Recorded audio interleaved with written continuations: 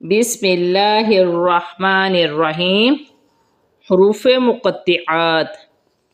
بعض صورتوں کے ابتدائی حروف کو حروف ہجا کی طرح پڑھتے ہیں، ان کو حروف مقطعات کہتے ہیں۔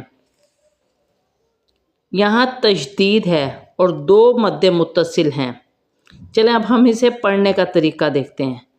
الف لام میم کاف ہا یا عین صاد۔ اس کے پڑھنے کا طریقہ یہ ہے، یہاں دو کھڑی زبر ہیں تو ان کو ایک ایک الف کے برابر کھینچ کر پڑھیں گے، ہا کو بھی اور یا کو بھی۔